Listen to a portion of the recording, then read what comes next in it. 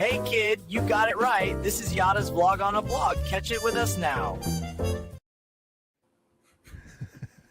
Double up. I was concerned there, Kevin, that we weren't going to get Wookiee introducing the program. I understand that you and Leigh are working on a longer version of Wookiee, which will be wonderful. That's my favorite part of the vlog on the blog. What a vlog on the blog is, for those who may be joining us for the first time, is that blogging became, one of the obsessions of communication. It is the basis of X and of Facebook. Facebook is a social media blog where you have a picture of things and you write about them, or you have a short video clip and you write a few words about it, and that's really all X is, except S is a little bit more of a cesspool of anti-Semitic and other kind of rude, racist, political, religious taunts as part of their blogging. And then if you go to YouTube, which is even more popular, you find that YouTube is a blog where it's a video presentation of people's ideas in a much longer form, because people are more comfortable listening than they are reading. People, this is a short book for me, and it's probably 600 pages, right? People just don't read as much as they once did. That's the reason why we're doing our blog that we post at 12 different places, I think, now in social media.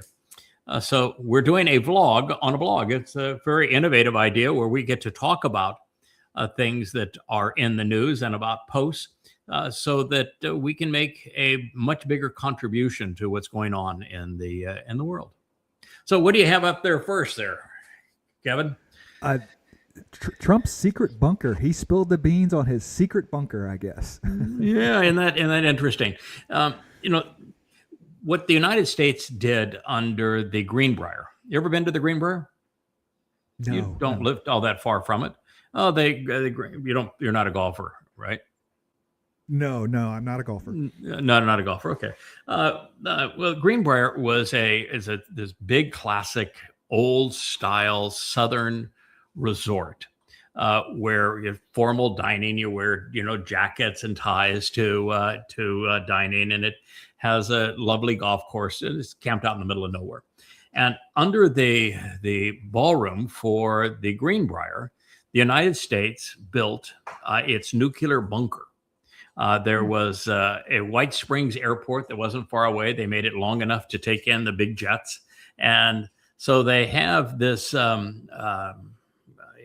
built this enormous nuclear bunker under the Greenbrier, and somehow the beans were spilled finally on it, and the Russians knew where it was, and they decided, oh, what the heck, we'll go and build a new one.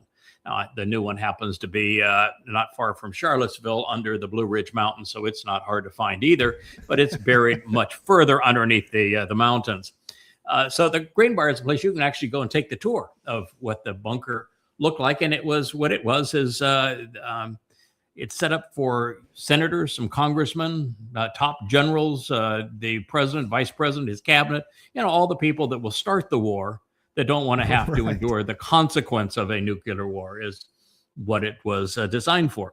And it made some sense, not fair, but politicians don't ever play fair, but it made some sense in that back in the day, from the time that a missile would go in the air to the time that it would impact and explode, you had, 45 minutes, maybe even an hour to get your act together and go someplace. Sure. Mm-hmm. Well, not anymore. Now the missiles are hypersonic. Well, not the U.S. missiles, but the Russian and the Chinese are hypersonic. You have about 15 minutes from the time of launch to kaboom. And if they're doing the kind of things that the Russians have now on their, they call it Poseidon, I think, the one from the special designed submarine that is a nuclear torpedo that has no ability to be detected, that explodes just offshore, that sends a tsunami of nuclear radiation inland, and it's a whole region and city killer. It can't be detected at all, so there's no advance notice of that. By the time it arrives, you're dead. So the president, who is going to start a nuclear war, doesn't want I mean, his advisors say, there is no way to get to that really expensive bunker that they put under the Blue Ridge Mountains, not far from Charlottesville, Virginia. You can't get there. No time. So come to find out, a big reason for the this ballroom is that he wants to build a Hitler bunker underneath it. Living quarters, bedrooms, dining areas, kitchens, assembly areas, common areas. It's going to be a Hitler-esque Führer bunker that he's going to build under this daggone thing. So it's just astonishing. And I've been saying, I guess Mar-a-Lago was out of the question. I mean, it's a golf course, but I mean, there's not a lot of basements in Florida. So actually, Mar-a-Lago is not a golf course. It's but it's a private club, but it doesn't have a golf course associated with it. Be pretty expensive land there on Palm West, but or Palm Beach. But no, it's he's doing it right there in Washington. He's got his own little Führer bunker that he's going to build. And so the man that's going to start World War III is the man who is going, well, if he can get his contractors together. So far, all he's done is unsupervised, unregulated, unapproved demolition. He hasn't gotten his plans approved to build it. And he found out, well, he actually had to have those plans approved. And the first architect has left saying, I won't be part of this because what you're asking me to design is so much larger than the White House, it'll make the White House look stupid architecturally. So, well, at least he has a reason, maybe not a good reason, but a reason, right? Well, there's no good reason. I don't want my name on it. There's no good reasons with the dumpster. All right, what do we have second there? Let's see.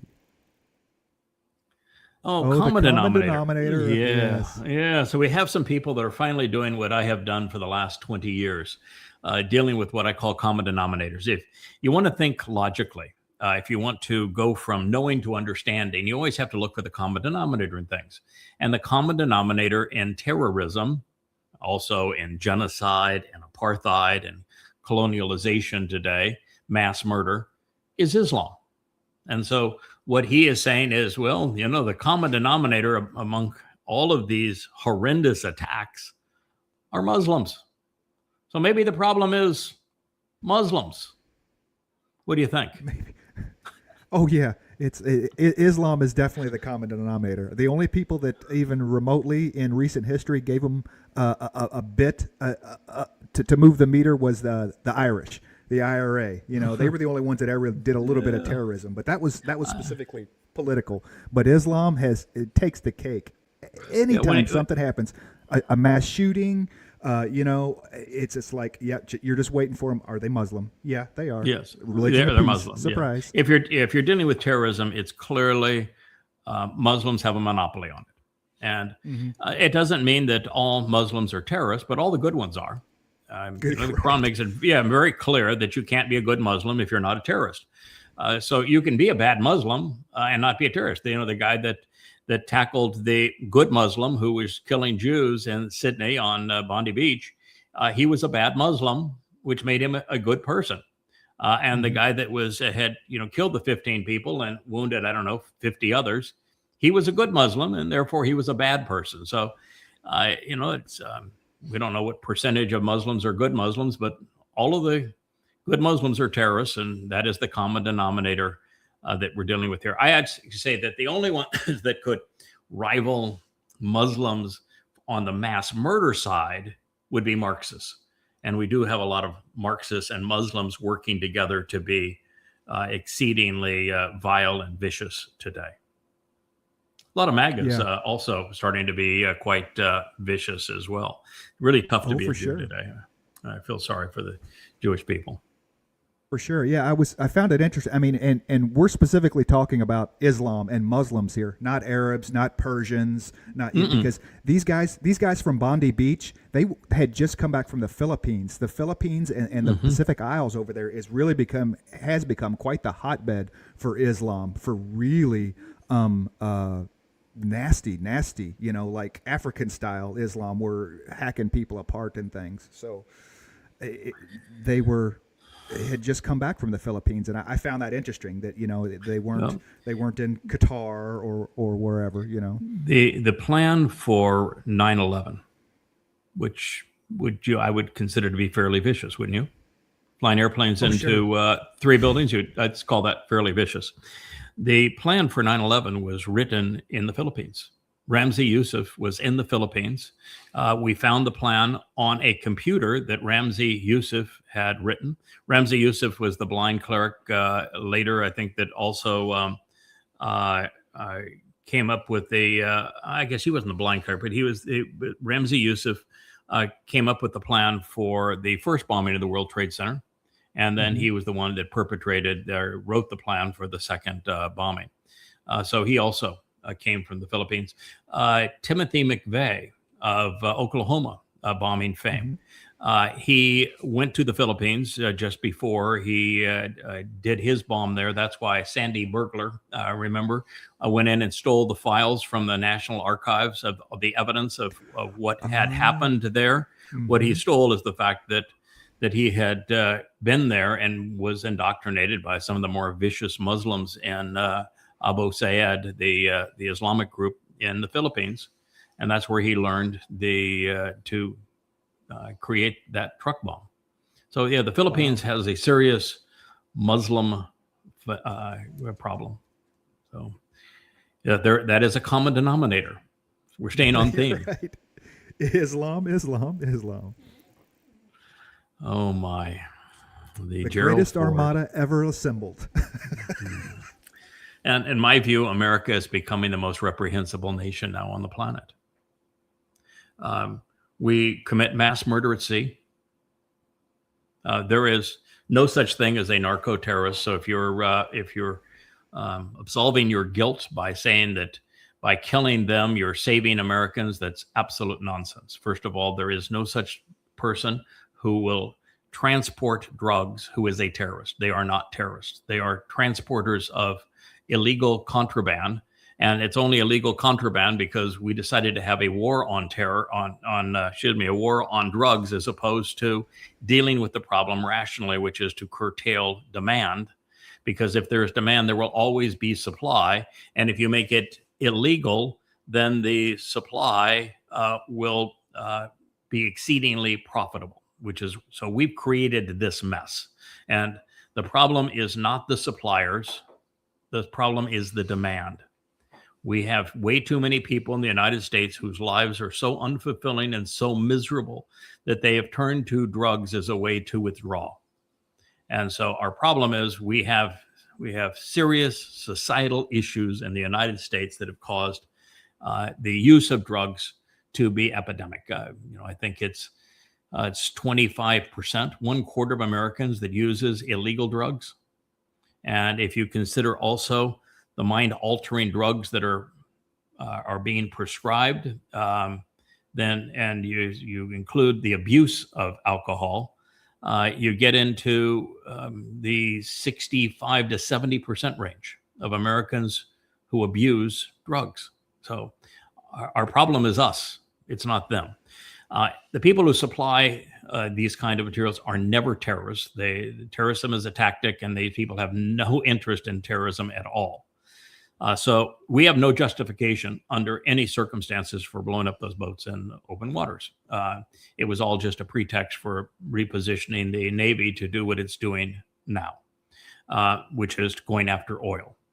And so it makes us completely reprehensible. Trump also announced that, I think it was yesterday, that fentanyl was a weapon of mass destruction. No.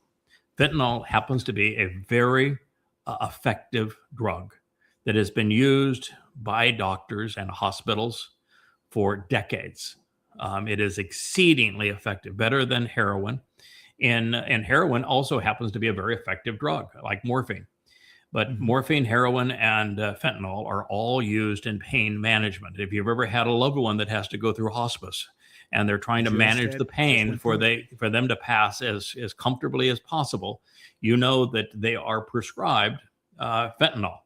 And so there's nothing wrong with the drug when used as it should be used. And it is not a weapon. It is a drug, and no one is forced to take this drug.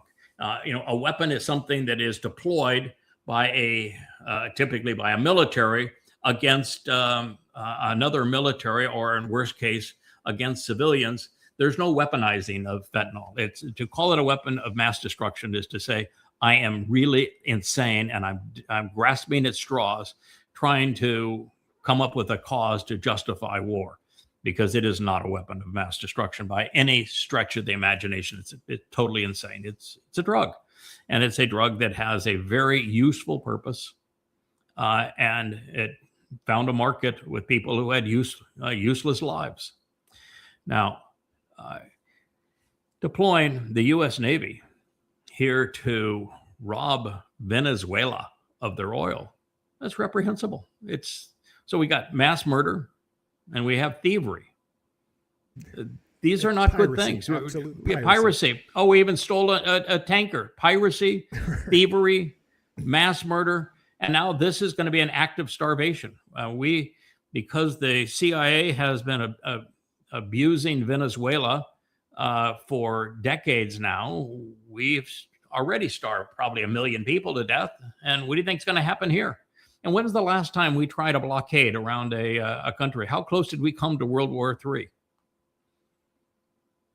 Within a heartbeat, right? The Cuban Missile Crisis. Cuba? Yeah, right. And then we had a president that had brains. We don't now. And okay, so you're blockading Venezuela. Who is the primary business partner of Venezuela today? Yeah, Russia and Iran. Both of them are huge. No. Actually, China. China is number one. Iran does business with them, but Iran is a producer of oil. So is Venezuela. So there isn't a lot of business that those two can actually do. Same thing is true with Russia. Russia has been used as a supply of weapons. So Russia has now transferred ballistic missiles into Venezuela, just as America has weaponized Ukraine. Well, Russia said, okay, well, if you want to play that game, we'll play the same game. And so they've weaponized Venezuela. And they only did it because of the United States threatening Venezuela and because the United States is threatening Russia through Ukraine. But China is the one that has the greatest investment now in Venezuela. And so all China has to say, if you're going to blockade our economic partner, then we will just blockade the United States. And they don't have to blockade the United States with ships. They have to say, rare earths, no more. Computers, no. Chips, nope. Your technology won't run. You've got no market for much of your farmed goods, and you now have no source of the very materials that the few industries that you have and your military complex run on. You're done. We don't need to sell you anything, and we will not sell you anything. You're done. And so that's all China has to say, and we lose.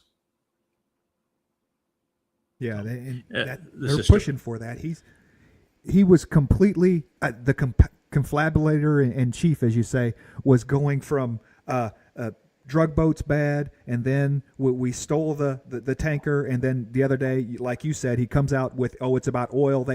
Venezuela stole our oil, and so we're putting sanctions on them. And where in the world did he get the idea that Venezuela, other than when they became communist? I mean, was Sunoco in Venezuela or some private company, not the United States? Whenever they nationalized the oil.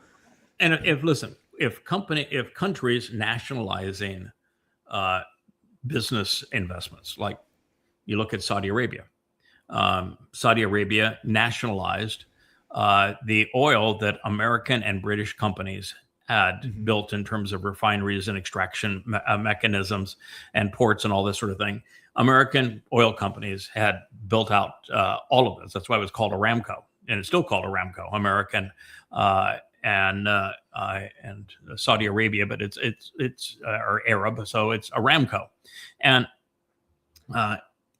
these Saudis nationalized it. So did every Muslim Middle Eastern country.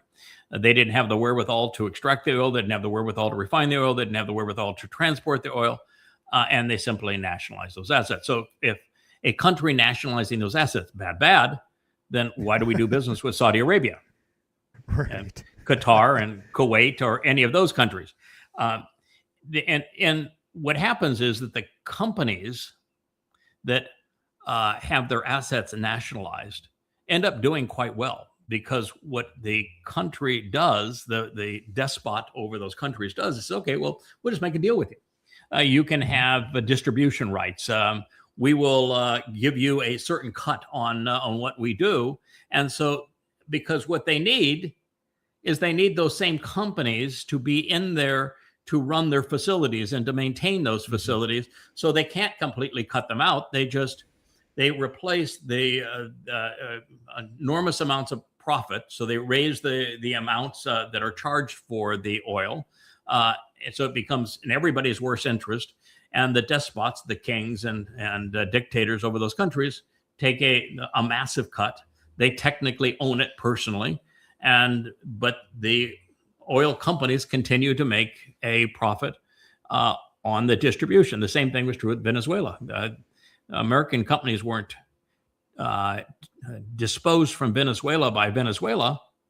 It was the United States that precluded these companies from doing business within Venezuela. So we're the ones that threw our own companies out. It wasn't the other way around. So nothing was stolen from the United States. It's all a confabulation, a complete and utter lie by the Donald Dumpster. That's who he is. This island is a good example, because 20 years ago, the plant here, the petroleum plant, was a 50-50 joint venture with the U.S. and in Venezuela when we were friendly with Venezuela. When Venezuela nationalized everything, they pulled all their margins out of this plant and deferred maintenance. And eventually what happened? You didn't maintain the facility. It all fell apart. Yeah. And the investor that came in happened to be Chinese.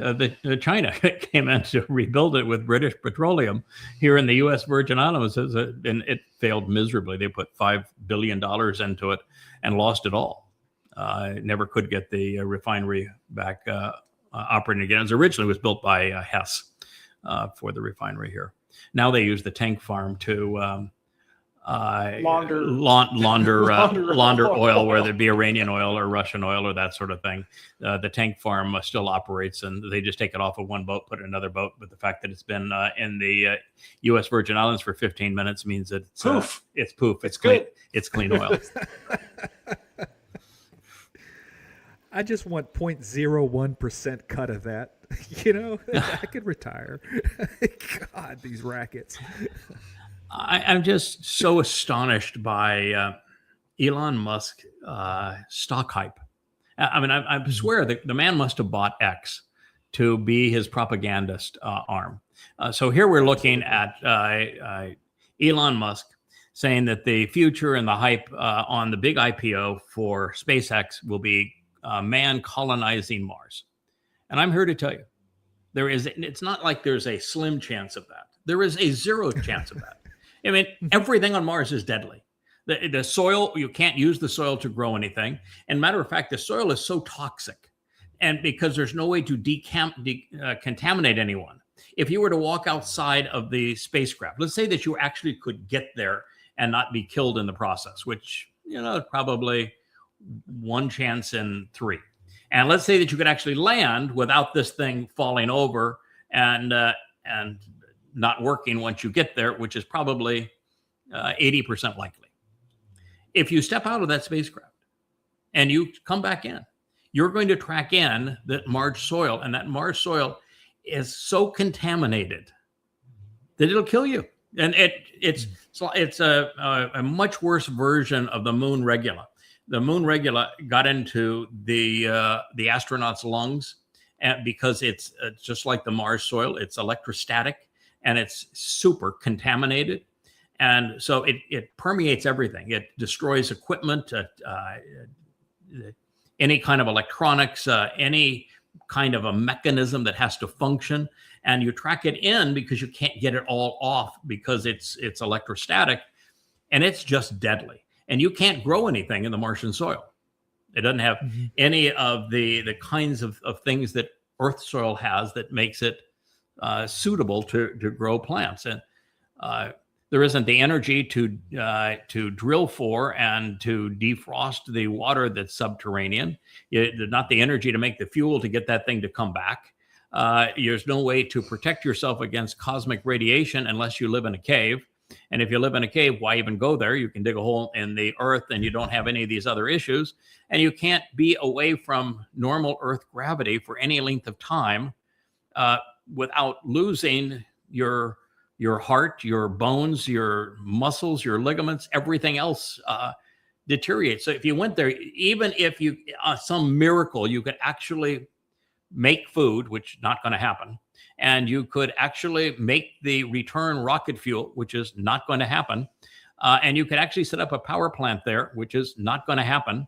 And you could successfully do all of this. You could never come back to the Earth because the moment you got to Earth gravity, it would kill you. So this is utter foolishness. And he's talking about millions of people there, and no one is ever going to live on Mars. He might, as a vanity project, get people to die there. So what in the world are people thinking about with a $1.5 billion or trillion dollar valuation for SpaceX? And Tesla stock just took a huge spike. He can't sell Tesla. The margins are absolutely terrible.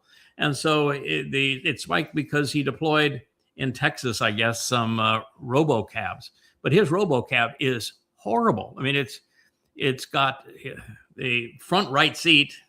I don't even know if there's a back seat. I assume there is, but there's no back door, so it's not even easy to get into. And the front seat has the steering wheel, so it's kind of weird to be sitting there. So it's completely impractical as a car design.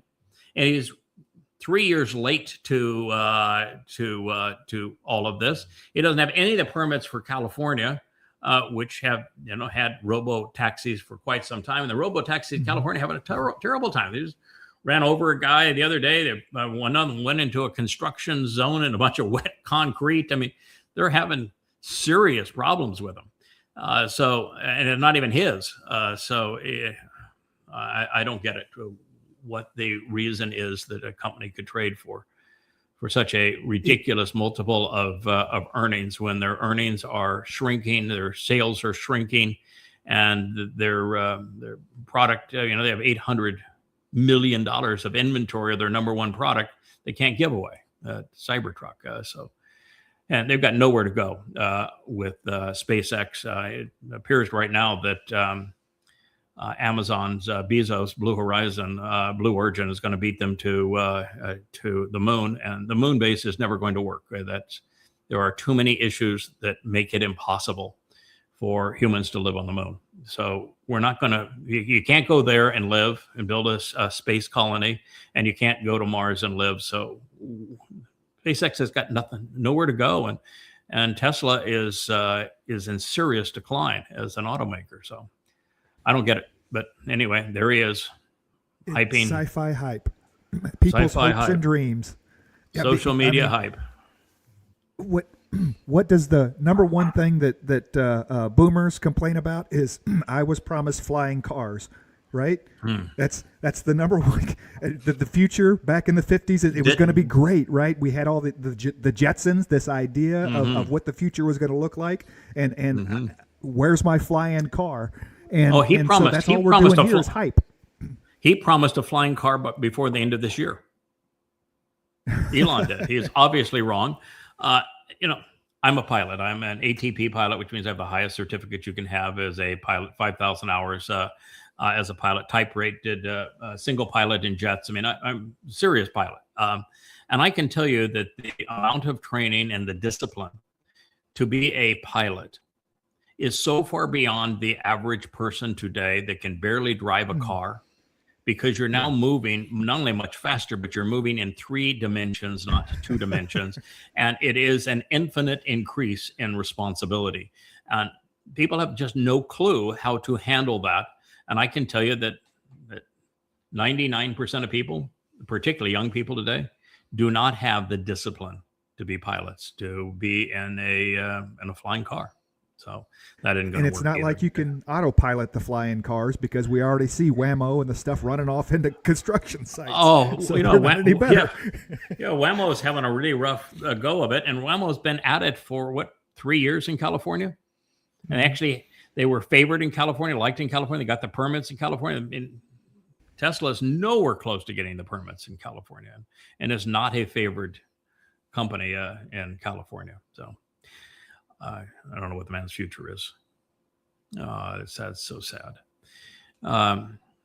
This is the young lady that was murdered at Brown University, and you look at that face, that young woman, and say, you know, she had everything in front of her, and she was just killed for nothing. And the fact that that no one wants to release anything that happened during that murder, when it's a whole classroom of people would have heard the person, saw the person doing the shooting, and everything is locked down. And now we find that Brown University and the authorities are scrubbing the website of the most likely suspect.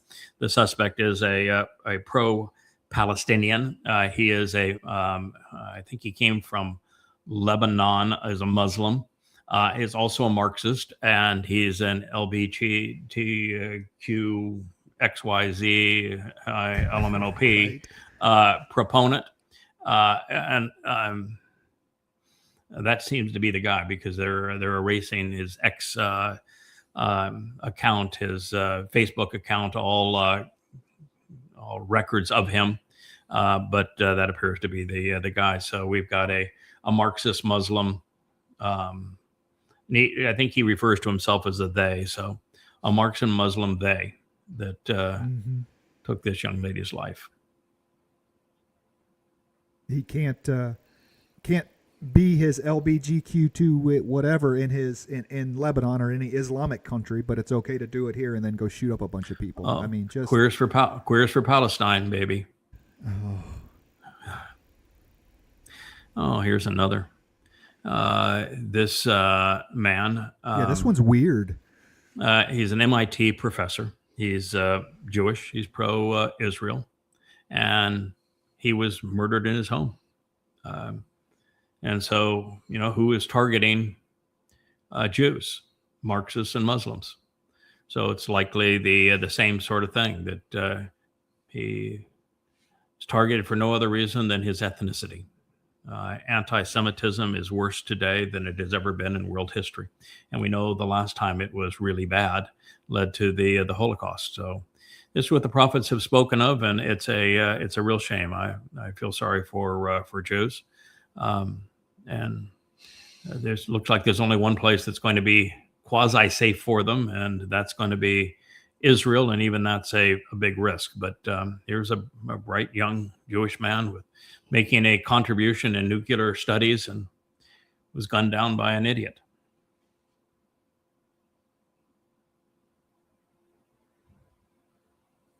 Man, these are really going over well. These they're beautiful. The yada. Mm-hmm. Yeah, they're beautiful. It's becoming stylish to yada yeah, and yada means to know. So the whole theme is, do you know? And what there is to know is Yahweh. And so it's yadayah.com, and do you know? And just lots of just beautiful, interesting people that are presented in the know. Are you old enough to remember the Twilight Zone? Did you ever see an episode of it? Oh yeah, absolutely. The John Lithgow episode scared the crap out of me. It's just that damn thing on the wing of the plane. It was like, oh. Yeah. The episodes began with, imagine, and with this the hypnotic rings that are like this, and now it's being presented. This is a fairly old graphic, but it appeared in my feed today, and I thought I would share it. But imagine a religion whose followers admit that they want to kill you and who are actively trying to kill you, but they say that you have a phobia if you don't want them to kill you. That's how crazy we are. Yeah, it's Islamophobia to say, I really don't want Muslims to kill me. Mm-hmm. And I don't want to be yet they're- around Muslims. It's Islamophobia. Yeah, no, ridiculous. And of course, the thing that the people who protest and call it Islamophobia have never read the damn Quran. The Quran, in the 8th surah, Allah says that there's only two types of Muslims: those who have already died killing for him, and those who will die killing for him. So to be a Muslim, according to Allah in the Quran, you have to be either dead or going to be dead because you're a murderer. Mm-hmm. Now, if that's the kind of religion that you think we shouldn't be concerned about, then you're an idiot. You have no morality. You have no judgment. You're just a complete nincompoop. So the whole thing of Islamophobia is just utterly ignorant. The Quran that is one a point death alone. cult. That one point alone is enough to destroy Islam and throw out all the other nonsense that's in it. That one point alone is but there is enough to destroy it. there isn't anything redeeming in the Quran. I mean, I have written the most comprehensive books ever on the Quran. 5 volumes of this is goddamn religion. They take every word of every verse of the Quran. I have 5 translations of the Quran, and I set the Quran in the context of Muhammad's hideous life so that it can be understood. It's the absolute best way to understand and to expose and condemn Islam ever written.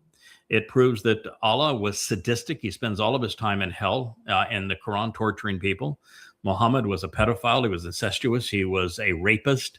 He was a ruthless terrorist. He was a mass murderer. He was a womanizer. He was a thief. You just couldn't have a worse person than Muhammad. He never got a single prophecy right, so he was not a prophet. So you got a non-prophet and an ungod. And the surahs of the Quran that were the last to be revealed, those in Yathrib, which became Medina after they had perpetrated genocide against all the Jews. There were some 30,000 Jews in Yathrib when Muhammad arrived, and when he died, there were none. He had sold the children into slavery. He had raped the women, and he had murdered all the men and boys. And so this is a repulsive religion. And in the first 100 years of Islam, Muslims killed 200 million people, a third of the world's population at the time. Wow. Yeah. So there is just no excuse for Islam. And if you don't know Islam, then just shut up about it because you're ignorant. Read goddamn religion. It's irrefutable. 4,200 pages of absolute, irrefutable proof that it's a death cult. That's just the reality of it. And there's no one on earth can invalidate that claim. 622 is the beginning of the Islamic era. You know what happened in 622? Muhammad met with some pagan Arabs from Yathrib, and he sold them a bill of goods. He said, we're going to have this religion where you get to steal legally. I want to legalize stealing. You get to keep 80% of what you steal. I get 20% of whatever you steal. And if you live while you're out being a land pirate, then you get to rape. You get to enslave people. You get total control over women. You can beat them, do whatever you want to them, rape them, and you can wallow in all the stolen loot. And if you get killed, my God, I have a special deal with him this week only. If you get killed, you get multiple virgins in paradise. Right. And so the pledge to accept that deal was, we pledge to wage war against all mankind. It's the Pledge of Aqaba. It's the first day of the first year of the Islamic era. Call that a phobia if you wish. Susan Sarandon and all the other nincompoops in Hollywood.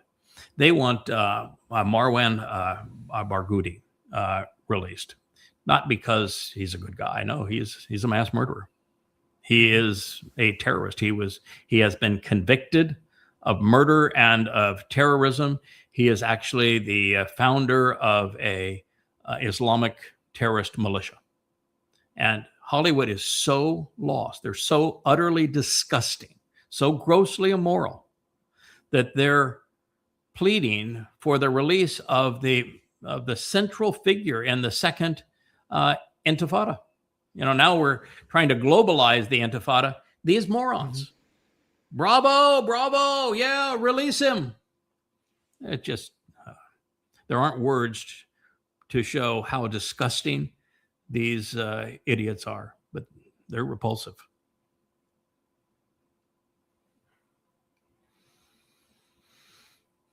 This was a video that wrongly claimed that the Emir of Qatar was the man who cut off Danny Pearl's head. That's not true.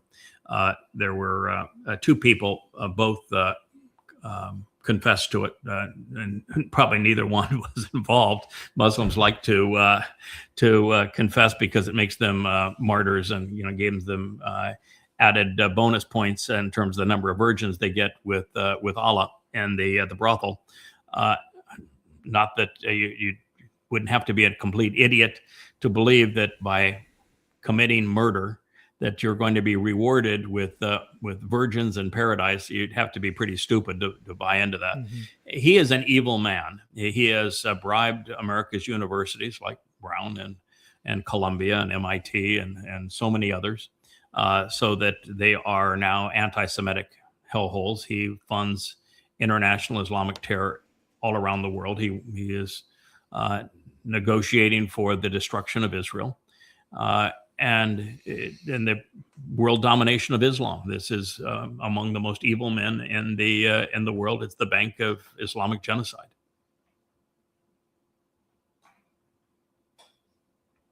But he doesn't get credit for Daniel Pearl's. No, I didn't get credit for Daniel Pearl. Not this time.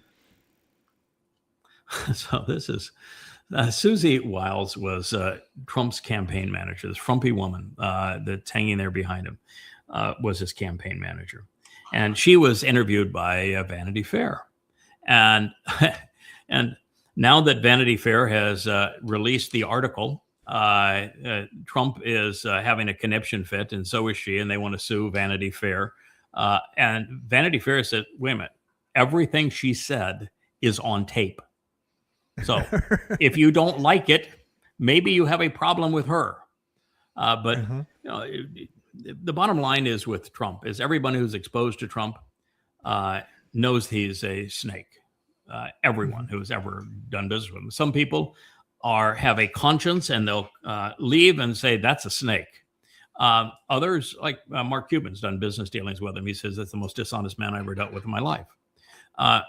And they know that, however, if you speak out against Trump, he is the most vicious human being on the planet. No one has ever been a bigger rat or bully, a more cannibalistic when attacking people who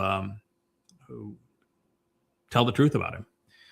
So this is going to be an interesting thing to see how it all works out. But yep, Susie is the only non-blonde sex bomb that has held a position there. So yeah, so we'll see what happens with Susie, but. Yeah, not looking good for her based upon that interview. She said that Trump has the personality type of an alcoholic. Trump doesn't drink, so he's just saying that he's comatose all the time. I mean, she said she has the personality of an alcoholic, and then she said that she thought that the work of Elon Musk and Doge was a disaster, and that the things that she said, I couldn't believe that the cuts they're making. And clearly, Doge was an unmitigated disaster. I mean, how a guy that built Tesla and SpaceX managed to screw that up to the extent that he did is flabbergasting. But she said, yeah, the cuts and the whole Doge thing was a disaster. So yeah, his standard go-to is sick the attorney general on him. Sue him for libel, and then they have to settle out of court. I mean, it goes away and they settle. I mean, he'll make cash off this. That's his standard go-to. Well, it doesn't matter what the truth is. Well, not necessarily. He's successfully sued two media companies. Both require FCC licenses. And both were involved in deals that the FCC could say yeep or hoop. And so he was in a blackmail position.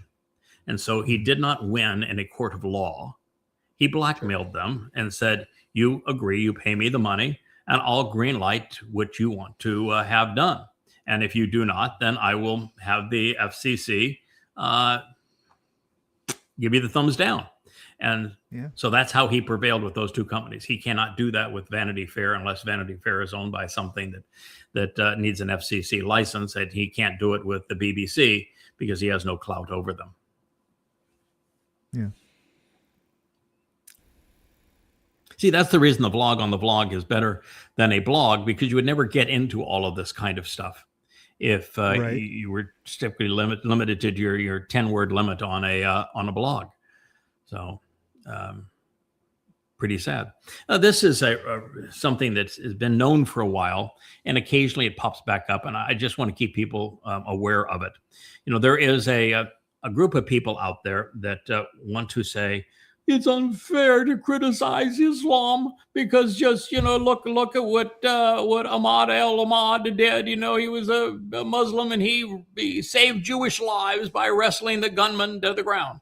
I don't want to mention the fact that the gunmen were both Muslims, and it was the Muslims that were killing a bunch of Jews, just that this one guy intervened. Well, he was a really bad Muslim, so he did intervene, and you know, good for him. Okay, but okay, I'll raise you then the doctor in this Gazan hospital that took Noah Marciano, and he videotaped him injecting her blood veins with air, agonizing, horrible death. Way to die. She screamed for mercy. He videoed the whole thing and he sent the videotape to her father. So you want to say, oh, there was a good Muslim, so you can't criticize Islam. Okay, I'll raise you this guy.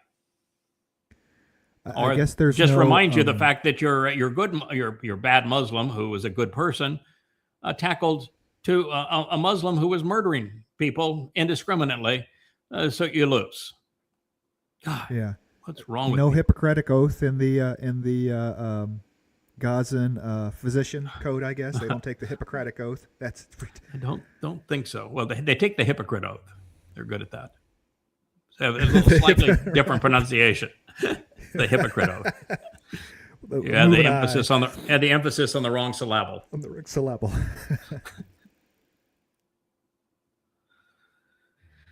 Yeah, this goodness. is Italy? this goodness. There- You know, and I with just Turkey, no Turkey. Yeah, what I can't and Qatar. What I cannot fathom is how Israel managed to screw itself up this badly. You know, you've been with me for a while, so you know that the morning of 10/7/23, I went to the Era and we had the Yada Yada radio, and I began writing what is now the open letter to Israel called At War with Religion, which is in volume 1. This is volume 3, but it's in volume 1 of Goddamn Religion. And it's an open letter that tells Israel, this is what I think you're going to do. This is why it will fail. I thought that they would invade Gaza and that then go after Hamas and claim that they could remove Hamas from Gaza. And I said, you can't remove Hamas from Gaza. That is not possible. It will never happen because Hamas is Islamic. Gaza is Islamic. You're not going to remove a religion from a religious community that's entirely that religion with bullets and bombs. It can't be done. And I gave Israel 5 points that they could do that would prevail. Of course, Israel did none of them and proceeded to do exactly what I foretold they would do. But what I could not have imagined is that it would turn out this badly, that Israel would completely level Gaza, destroy the place, and that the Muslims that did al-aqsa flood were specifically taunting Israel to do this thing. They didn't. 10/7 was specifically designed to be sufficiently savage that Israel would destroy Gaza. That is what they counted on. And with Qatar, they already had all of the pieces around the world set in place to condemn Israel of genocide, even before Israel entered Gaza. because they knew Israel would. That's what they taunted them to do. Israel got played. Israel went and did that thing. And then Israel did not make a decent presentation of their losses. We don't know how many people were actually raped, how many children were actually killed. We don't know the story behind most of the fatalities in Gaza. They were never presented. Israel lost the war of public opinion. And then we had Israel put itself in a position where they were forced to feed their enemy. Those people who were devoted to killing them, they were forced to feed. And then they had to play with their hands tied behind the back because of the hostages, and they had to trade sometimes hundreds of convicted murderers to get their innocent hostages back. In other words, they played right into the devil's hand and encouraged more hostage taking as a result of what they had done. And now they're still forced to feed them. And Trump now, because he's the vassal, he controls, Israel's the vassal. They're a vassal of Donald J. Trump because they turned the rest of the world against them. So Israel now only has one person that is doing anything for them, and he is playing them also because he controls them.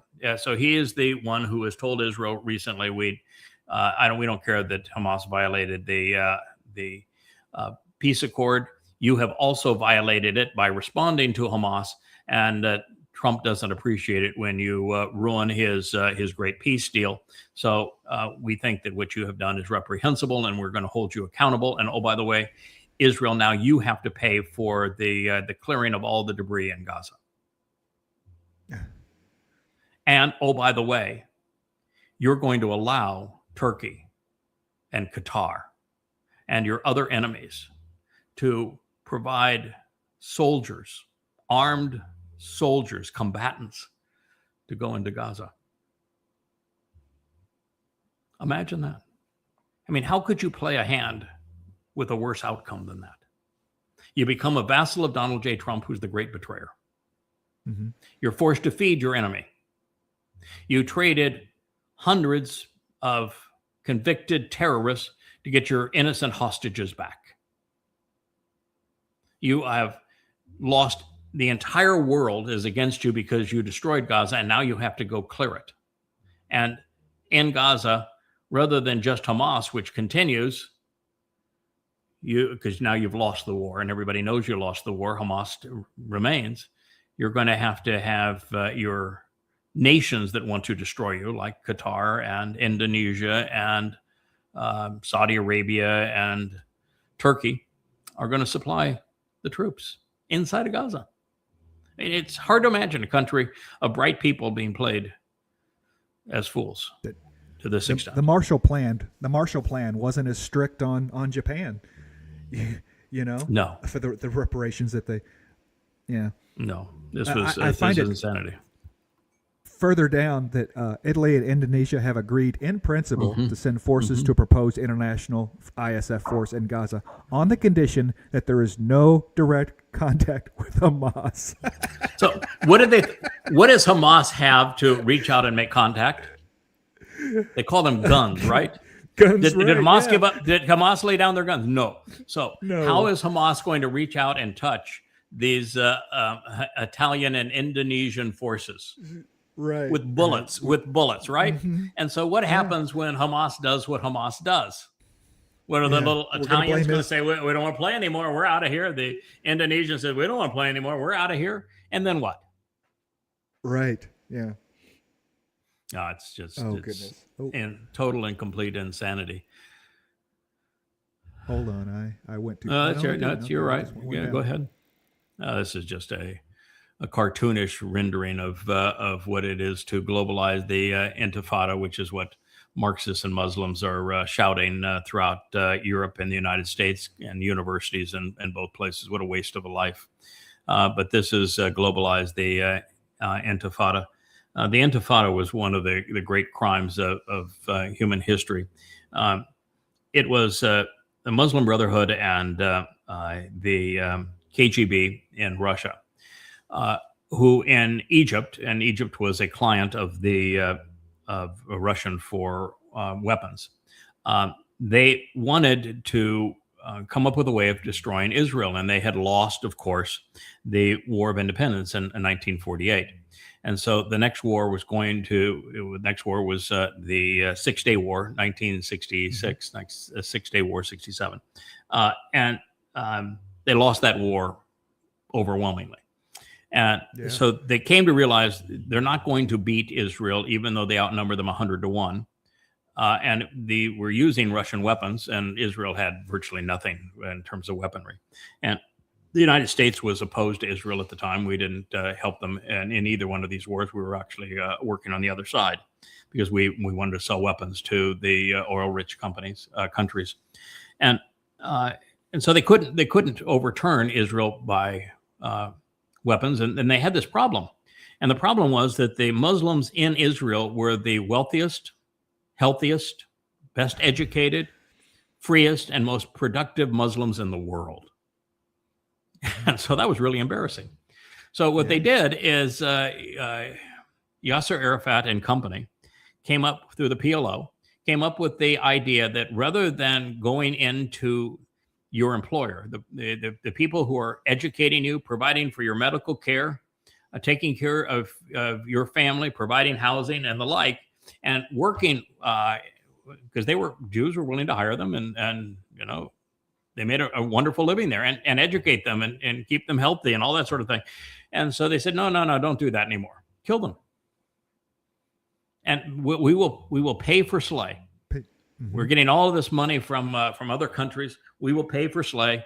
The international community will pay you to kill Jews. And that was the Intifada. And we'll take care of your family if you die, if you martyr yourself. Yep. Yeah. Pay for slay, Intifada. Here we are. The evolution of Christmas. I don't know if Christians have a clue as to how pagan the religion is, but Christianity, the same winter solstice celebration where there is the birth of the Son of God. This is always 9 months after on the vernal equinox, the spring equinox, that Earth is impregnated by the sun to give rise 9 months later to the son of the sun, and the son was God.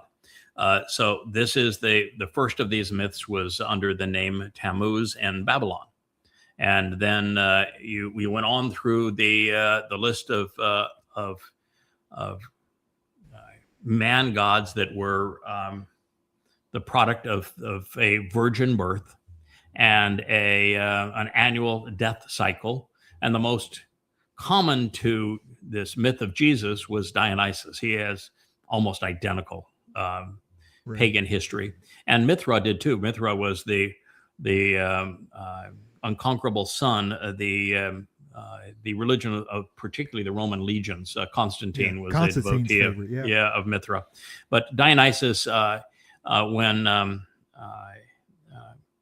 the Romans came in 133 to completely destroy Israel after Rabbi Akiba made his big mistake with the false Messiah, Hadrian was a major player in the Dionysian mystery religion. In fact, he went from Jerusalem directly to Greece with his boy toy to participate in the Dionysian mystery religion.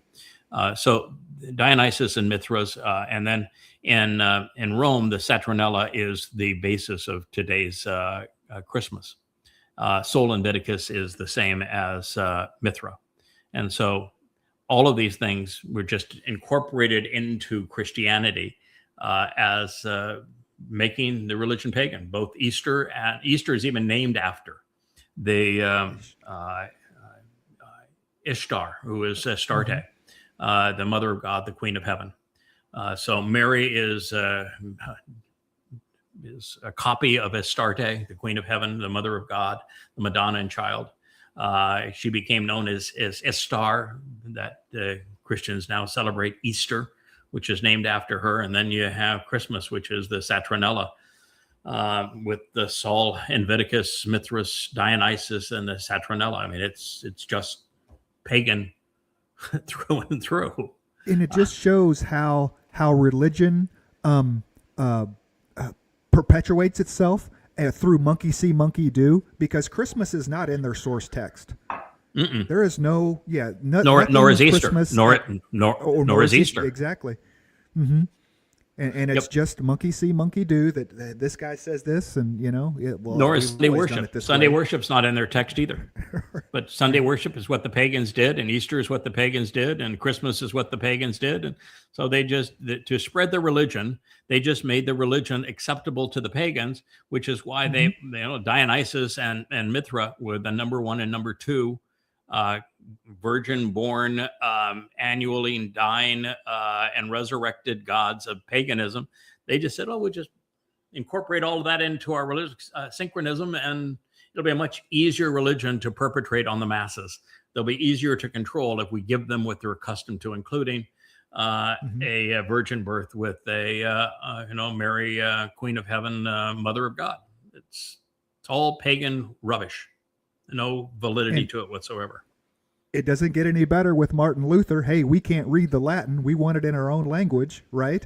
And so we can read the text. And yet here we still are on Sunday with the Christmas. It's like, God. Yeah, Martin Luther was just a ridiculous, disgusting anti-Semite. I mean, he knew that what his basic issue was that the Roman Catholic Church was making a profit by selling indulgences. If you wanted to go off and rape somebody, or you wanted to commit murder, you could do so, so long as you paid the Roman Catholic Church for the indulgence. And so they were selling them and making a lot of money selling indulgences. He got pissed off at that and said that's a really bad idea. But he didn't have any problem killing Jews because he was one of the most repulsive anti-Semites in the world. So that was not a very promising thing. It's a pretty frightening little video here. It's got three kids. One calls Beelzebub, and one is Lucifer. And so the person who put the thing together doesn't know what he's talking about. But nonetheless, the thing that I wanted to say is that while Christian countries have banned this little video here, which is why I'm interested in showing it. And while I'm acknowledging that they don't know what they're talking about, and Satan doesn't look this way, Satan is actually the god of religion. So if you want to know what Satan is like, you will find him as your dead god on a stick, and as the baby and mommy's arms, representing all the pagan nature of Christianity. He is the Hashem of Judaism. He is the Allah of Islam. That's who Satan is. And if you want to know his nature, read Isaiah 17, or, go into this series of books. It's in the Observation series that does the most comprehensive presentation of Isaiah 17, where Satan's very clear. He doesn't want to be known as the adversary. Satan means the adversary. He doesn't want to be known as the adversary. He wants to be worshipped as if he were God. And so he became the god of these religions. Boo-hoo. Boo-hoo. Oh, yeah. This plays off the Vanity it plays off the same one, so it's the same commentary. But there's Trump with little X in the White House before he became persona non grata, and Trump devoured him. Of course, Elon, who was right and said that Trump is named in the Epstein files. He's the one that brought attention back to the Epstein files by writing that post right after Trump unceremoniously dumped him. Trump was just mean to him after Elon got him elected. And Elon got him elected. He spent $300 million in the swing states at the last minute. If it wasn't for Elon Musk, Trump would be in jail today and be bankrupt. So if he was a normal human being, you would owe that man a lot. But they were really terrible together. Elon is a horrible politician. He didn't understand that if you're going to cut spending in government, you have to work through Congress, because Congress, according to the Constitution, has that responsibility, not the president. And he decided that he could play dictator and decide what would be cut. He made all sorts of flamboyant statements with his chainsaw and the like. And every day he had a new release about who's going to jail and who was stealing what and what was happening. And never once was there an indictment. Never once was there a conviction. Never once did he validate anything that he made as a claim. and he just was ransacked everything, and the courts overturned everything because the president doesn't have jurisdiction over such things. It's the Congress, and he didn't want to work with Congress. So he made a mess of it. And then he had to go slinking back to Trump because, well, his electric vehicles don't sell without subsidies, and his SpaceX is his largest customer is the U.S. government. And I'm convinced that Optimus and Starlink have a huge government investment, which means eventually both are going to be used against us. Sure. I think that man is not what he presents himself as. Yeah, the only reason to have Starlink phones isn't a convenience issue. It is a control issue that you can give out phones that anywhere you go, that is the only network you find. Yeah. Well, I think actually it's going to end up being you can use any phone, and I happen to use Starlink here on this island. It's the best form of connectivity, most reliable form of connectivity we have on this island. It's got its issues, and there is no such thing as customer service with any one of Trump's or with any one of Elon's companies.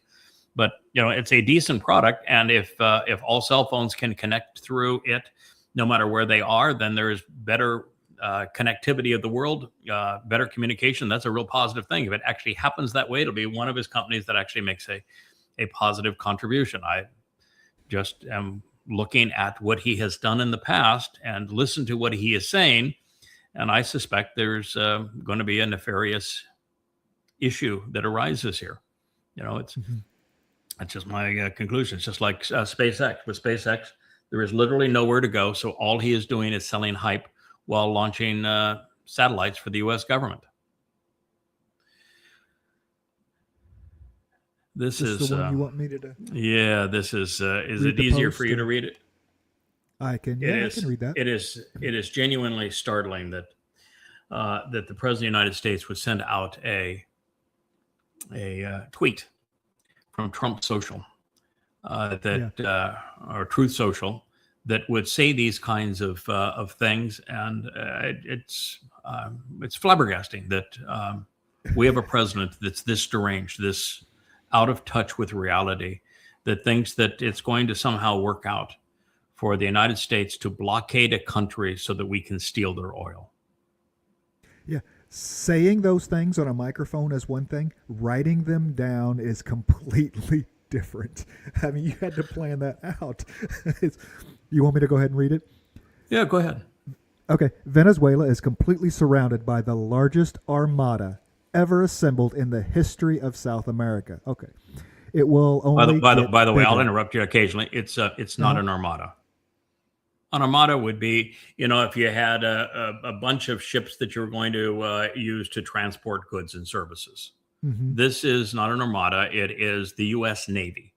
It is aircraft carriers and destroyers and missile launchers and spy ships and all of that kind of thing. It is the U.S. military that has been deployed to embargo a country that has not attacked the United States, has not threatened to attack the United States, has not done anything that could be considered hostile to the United States. We just decided that we were going to blockade that country with the U.S. military. When JFK announced that Cuba would be blockaded, while we tried to curtail the Cuban Missile Crisis, which he didn't ever tell you what the real reason was that the Russians were putting missiles in Cuba, is same reason that Russians now have them in Venezuela, is because we put them in Turkey. And so the Russians wanted them out of Turkey. We wouldn't remove them from Turkey. And they said, well, we have a way to get you to remove them from Turkey. We'll put them in Cuba, and then we'll remove them from Cuba. You remove them from Turkey, and we'll be where we needed to be. He did not say, I have an armada, the largest ever assembled in the history of South America. He did not say that. No he such didn't tweet it either. Out of JFK. No, he didn't. It will only get bigger, and the shock to them will be like nothing they have ever seen before. Oh, that's his favorite line. I'm going to do it like nobody. No one's ever had a bigger one. No one's ever been better. It'll be the worst thing they've ever seen before. The shock. we've been shocking the Venezuelan people now to the point where probably 1 million have starved, and we want to blame it on their communist government. Listen, I don't like communism. I think communism, socialism, all that sort of thing is counterproductive. But nonetheless, we don't get to choose what governments other people have. That's just not in our purview to be able to make those choices. And the fact that they have a communist government would be, in my view, less productive for the people. However, the fact of the matter is the reason that the people there have done poorly is because the United States has been sanctioning them for more than 15 years. Yeah. We're the fault. It's not, yeah. Or not the fault that socialism doesn't work, but the fault that we're not doing Venezuela any favors, for sure. Well, yeah. See, the difference is that when we sanctioned Russia and then stole their sovereign reserves and did these kinds of things, and then put sanctions on the world and then attacked them through Ukraine, and then tried to attack China through tariffs, China and Russia had means to work around us and did. And not only called our bluff, but have turned what we did in terms of sanctions against us, so that the consequence, the United States is going to be bankruptcy within a matter of 5 years because of what we did with our sanctions and our tariffs between China and Russia and even Brazil and India and the BRICS nations. So we played a card that ended up creating economic suicide for America, and it's for certain. Venezuela, with 30 million people in South America, did not have the wherewithal to respond as Russia and India and Brazil and China did. And therefore, they now are susceptible, although it is China that has replaced the United States in terms of commerce with them, and Russia who has replaced the United States in terms of providing a defense mechanism for the country. But go ahead. I'm sorry. Oh, I'm not sorry. That's the best thing to do. You read it and I'll comment. It's your show, man.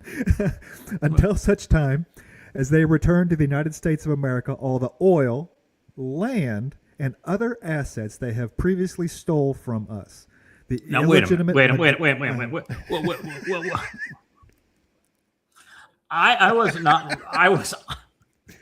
know where I was, but somewhere I missed the fact that Venezuela was Venezuela and not southern Florida.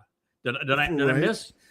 Is there some point where Venezuela was part of the United States and there was a succession movement and they withdrew for the United States and they stole this land away from America? Is Venezuela somehow in U.S.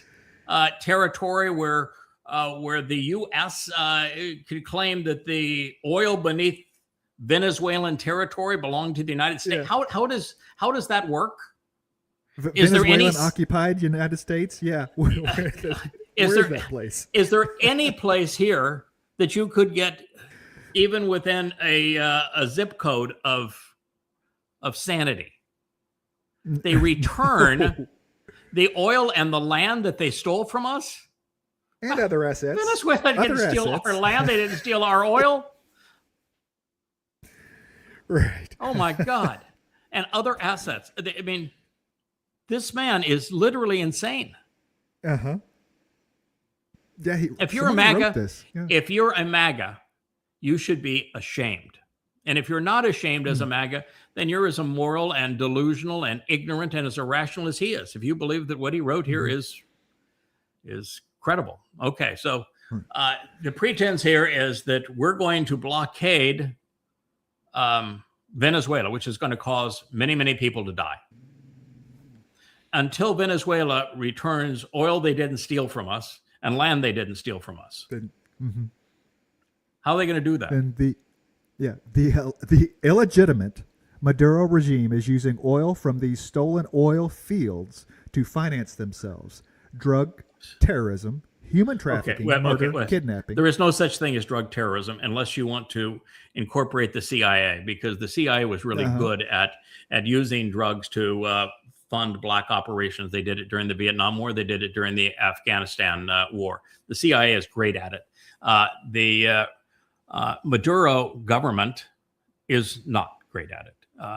The government supplies none of American drugs.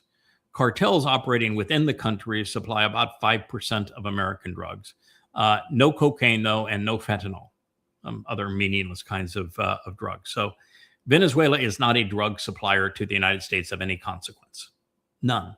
And the government is not part of a drug cartel. That is an absolute lie. And the notion that the government is illegitimate, well, that would be, 50% of the governments around the world. Installed by the CIA. Yeah, the CIA has only conducted 100 regime change operations. If you want to have an illegitimate government, why don't you go to the Ukraine? Yeah, Zelensky. Yeah, that's an illegitimate, completely illegitimate government.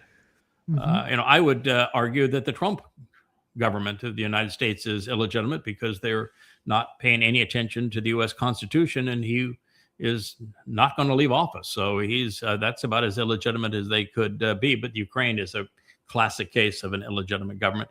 But why would you assume that Saudi Arabia is a legitimate government, or Kuwait, or any of the Middle Eastern fiefdoms? Look at Egypt, which we do business with. That was a military coup that was sponsored, of course, by the United States. Or look at the Islamic State that he's Trump's all buddy. He's handsome and he's a great fighter. He's my guy. I'm going to support him. It's the Islamic State. And the CIA was responsible for having the United States upend the Assad regime. So illegitimate governments are the work of the United States. We are really good at being bad in this way. So there is no legitimacy to what he has said now. The Maduro regime is not a narco regime. They're not a terrorist regime. There's no terrorist acts that are being perpetrated by them. And they are less illegitimate or more legitimate than most of the other countries the United States wallows in. For the theft of our assets and many other reasons, including terrorism, drug smuggling, and human trafficking, the Venezuelan regime not involved in human trafficking. If you want to involve in human trafficking, go after Saudi Arabia. Yeah. If human trafficking means something to you, go after Bahrain or United Arab Emirates or Qatar, where the slave trade is huge. So no human trafficking there. This is all a pile of absolute lies. He's not out killing people either. He's not kidnapping people. Oh, but guess who is really good at murdering people and kidnapping people? The United States. Yeah. Well, they just did blowing up the boats. So we just pirated a boat, didn't we? A tanker. Mm-hmm. And we blow up all the other boats. So that you want murder, that would be it. And if you want drug trafficking, the reason there's drug trafficking in the United States is because there's a demand for drugs in the United States. You know why there's a demand for drugs in the United States? Because we have so screwed up the country. And I hate to use we with the United States because I'm an expat. But the United States is so screwed up its country where there really is no productivity. There's education has become indoctrination. People's lives are so unfulfilling and miserable that they're drugging themselves to death. It's not Venezuela's fault. It's not even Colombia's fault. It's the Americans' fault. We did this to ourselves. I hate to use we again. I'm an expat, but and I'm glad I'm an expat at this point. Right. The Venezuelan regime has been designated a foreign terrorist organization. Therefore, today I am ordering he called them a foreign terrorist organization. Why not? If you want to know terrorism, the United States literally created al-Qaeda. We created al-Qaeda in Afghanistan because we wanted to rent the Taliban from the Pakistani government to attack Russia. We created al-Qaeda. That's a terrorist organization. The United States created them. The Islamic State is the one that replaced al-Qaeda, and we created them through the Awakening program. If you want a nation that sponsors terrorism, the United States. It's not Venezuela. And what is the United States doing when they attack Russians through Venezuela? We attack civilians through the Ukraine. in Yeah, Russia through the Ukraine. Through Ukraine. Yeah, that's terrorism. We're the terrorists, not Venezuela. We're blockading them. They're not blockading us. Right. We're Therefore today, I am ordering a total and complete blockade of all sanctioned oil tankers going into and out of Venezuela. Into Venezuela. Okay. Venezuela is an oil exporter, right? Yes, they have the largest oil reserves in the world. We want the empty oil tankers too. The ones returning from some place that are going to Venezuela that are getting ready to fill up. We want to take those too. And by the way, and who sanctioned? When he says all sanctioned, I love his caps here. Complete blockade on all sanctioned oil tankers. Who issued the sanctions? Who issued the sanctions? It's got to be the United States because OPEC. There you go. It's the United States. So the United States says, "I sanction you now. Now that I have sanctioned you, I can steal you." It's a shopping list, essentially. Then. They call that circular reasoning when you you say, "I'm only going to blockade and capture the sanctioned oil tankers, but I'm the one who designates what's sanctioned and what's not sanctioned." Right. Going into the illegal aliens and criminals that the Maduro regime has sent into the United States during the weak and inept Biden administration are being returned to Venezuela at a rapid pace. Yes, I'm sure. He just has to blame everything on Biden. I was always laughing at Biden because it was always weekend at Bernie's because it was obvious that he was comatose even during the election campaign. And I pointed out that he had dementia during the election campaign. It was obvious to me, and now it became obvious to everybody 4 years later. But comatose is better than demon possessed. I want to tell you by a long shot. Day of the week. I just want a government that'll leave me alone. God, I'll take Bernie at the ice cream parlor any day to Trump at the let's kill him. What are we gonna do more? We're just gonna kill more of them. That's what we're gonna go do. I don't want Congress to work. People say, I want Congress to get to work. I don't want Congress to work. That's the whole point of Congress. Progress is moving forward. Regress is moving backwards. Congress is not to do anything, not to go anywhere. So I'm okay with that when it comes to government. Well, that's pretty slick. Okay.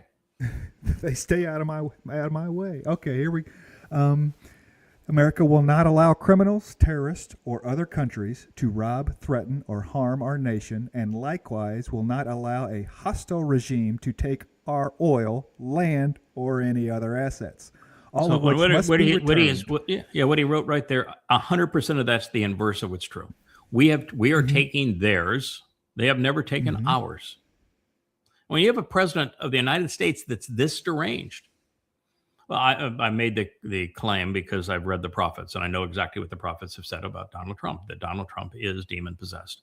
And they're really clear. They give a vivid graphic depiction of Donald Trump and his time and what he is doing and the nation that he rules over, even speaking of its drug problem, and describe Donald Trump to a T. And clearly they're right. He is demon possessed. It is your cluster B, isn't that what the cluster B narcissist? He's clearly a narcissist, but he was a narcissist in his first term. That was irritating, but he is a psychopath now in his second term. Yes, and I think he's always been an evil man, extremely evil man, a rapist, and a thief, and accepting bribes and all manner of things. He's always been an evil man, but. I think he became demon possessed after having lost the last election and having so many criminal cases that went against him. And he realized he was very soon going to be in jail. And he made a deal with the devil. And Satan has a type. Trump's Satan's type. And now for the punchline. Thank you for your attention to this matter. Thank you. Thank you, Donald. Yeah, thank you for your attention in this matter. He is the asshole in chief of the United States, and so I'm flabbergasted that there are 30 some odd % of Americans that support this man. It says that you and your religion and your politics are grossly ignorant, irrational, immoral, disgusting. And I'm also disgusted that, and listen, I'm too conservative to be a Republican. So I'm certainly not a progressive, not a liberal. I've traveled in many communist countries during my youth. I know communism exceedingly well, and I despise it. I despise Marxism, socialism, and yet what I have come to know is that America has no future with the Marxist, socialist, progressives of the Democratic Party, and with the MAGAs and Trump, it is imminent destruction. There is no hope for America. It's suicide. It's over. Yeah. It is. Yeah. It's a suicide pact.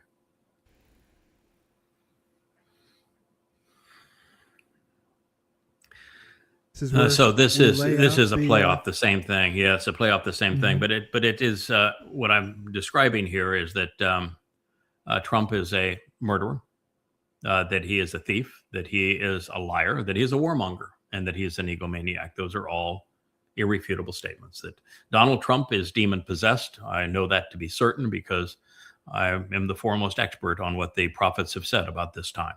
And if you want to challenge that, or if you want to validate it, that book that is behind you, the book's actually bigger than you are, Kevin. Not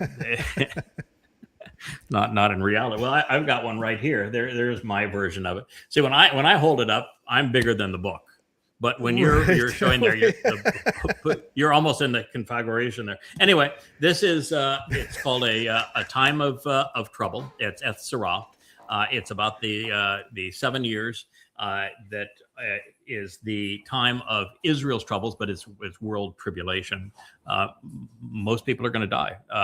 And what I have done in this book at Towrah, which is free at yadayah.com, is I have presented everything the prophets have revealed about the next 7.5 years. So you can know exactly what's going to happen, who's going to do it, who's what. Like I'm very clear in revealing that it's Donald Trump who is the person that Christians have thought to be the Antichrist. He's the great betrayer, and precisely what he's going to do in terms of betraying Israel and affording a fake Palestinian state carved out of Israel's heart. It's going to happen, and it's all laid out right here. So if you want to know what the next 7.5 years are going to bring, you can go to yadayah.com, and you can go. It's the 9th volume of the Yada series, and you will find this book, and it will tell you everything you need to know about Donald Trump and about world war. He is going to destroy the United States economically and militarily, and he is going to destroy much of the world. And it would all be for naught if it were not for the events that are going to transpire on Towrah in September of 2033. So at Towrah, time of trouble.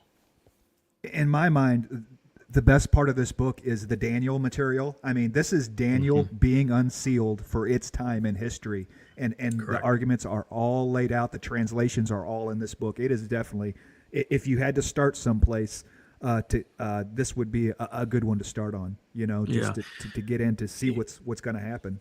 And Kevin, the catalyst to get into this, to describe Donald Trump as the great betrayer, and to align the timing of the Shavua Teruah harvest, to know the timeline, to know the role that everyone's going to play, including the two witnesses, and when they arrive in Israel, and when the exact date that Trump makes the announcement that he's a god. And going to actually be on the Ides of March. It's going to play right into the Roman religion of Mithraism and of the Caesars. That's why I refer to Trumpism as the rise of and the fall of the Fourth Reich. And then Ramadan, tying in Ramadan. Yeah, he's going to arrive on Ramadan, and then he is going to make his pronouncement on the Ides of March, the 15th of March in 2030. The principal foundation upon which Daniel is understood, and it's not Daniel, it's the prophet. It's two fellows that are actual prophets, Gabriel and Michael. They are Dod and Yada. They're not angels. They're not. not angels. I've tried to pull that off before, and no one's ever bought the angel. You're no angel, huh? I am no angel. No, I have a lot. Listen, I like them as Malak. They are responsible for my protection duty. Absolutely. Even though Wookiee would like to think that he plays a role in that, but no, the Malak are very, very important to me. But no, I am a Malak, and he actually carry the title, but not in the sense. Well, actually, in the sense of being spiritual, because we As got being the seven ruach a cherubim. but I'm not the Malak as in the heavenly host, the Saba. But the foundation of all of this happens to be Yeshaya 17 and 18. And it's the place where I've become certain as to when Israel is going to be forced to forego its heart to create a Islamic state, and who the person is that's going to perpetrate that, which is Donald Trump, because the 18th chapter is all over, describes Donald Trump in the United States of America. And it's the one who perpetrates this. I have gone back through in the last week. I have been dealing with a very in-depth analysis of Yeshaya 17, because it is the fulcrum from where all of this plays out. And the more in depth you examine every word and every stem and conjugation and mood that Yeshaya used, and he is the most brilliant wordsmith of the prophets. He is. You got to have your thinking cap on when you're translating Yeshaya. He could be more brilliant than Dode. I mean, he's in that league. And as I read it, everything that I had come to conclude is affirmed. In fact, it becomes undeniable. So I know of what I speak when I say that Donald Trump is demon possessed, and that he's the great betrayer, and that Israel's going to be forced to concede an Islamic state carved out of her midst, and that as a result of that, we're going to have al-aqsa flood 2.0. It's going to be 1,000 times worse than the October 7th attack. And I've named the countries that are going to participate and exactly how Donald Trump's going to maneuver in all of this. So it's all laid out there for you if you want to know it. I'm not making this statement casually. You know, I had somebody write when I said that Donald Trump here is demon possessed. They said, "Oh, that's scary." You know, it's like, who are you to say that? Well, that's who I am. I know more about what the prophets revealed of this time than anyone ever. As you said, it's the first time the book of Daniel has actually been unsealed, so that it can be understood in great detail. And I've written it all down, done shows on it, and this is where we are. So, Yada Yada et Sarah, Time of Trouble, Volume 9. If you want to go to yadayada.com, you'll find all of the answers that we have been discussing here. Absolute, irrefutable proof for all of them. This next one, Kevin, bothers me because what they want to say is that before Israel was called Palestine, it was the land of Judea. And then they want to say, Chinese are from China, Russians are from Russia, Italians are from Italy, and Jews are from Judea. That is so utterly simplistic and so utterly wrong. It bothers me a great deal. Israel was never called Palestine. After Rabbi Akiva foisted his false messiah Bar Kokhba to compete with the false messiah of Paul and Iesu Christou, and brought the wrath of Rome for the third time on Judea. And at that point, all there was the province of Yehuda. So the Roman province was Yehuda.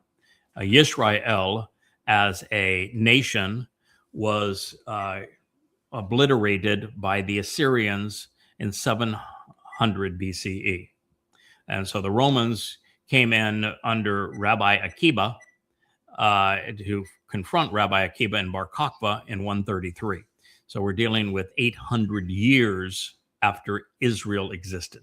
So there was no Israel. Israel in 1000 BCE was unified under King Dode, the actual Messiah and Son of God, unified Israel,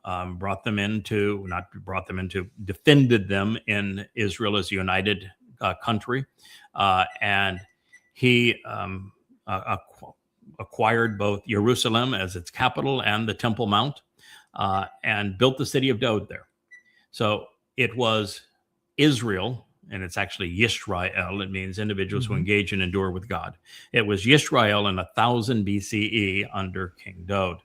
After Solomon's horrible rule, where he incorporated pagan religious themes into his government, shortly after Solomon's death,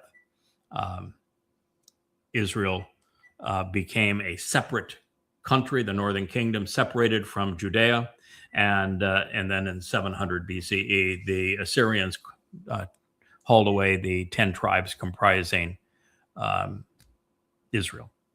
And, you have during this period, too, the great prophet Elia having his retribution against the political and religious establishment in Israel, with even against Jezebel and the like, and performed the dress rehearsal for what we're going to witness on Towrah with the sacrifice of the bull in 2033, which is why Elia is coming back as one of the two witnesses.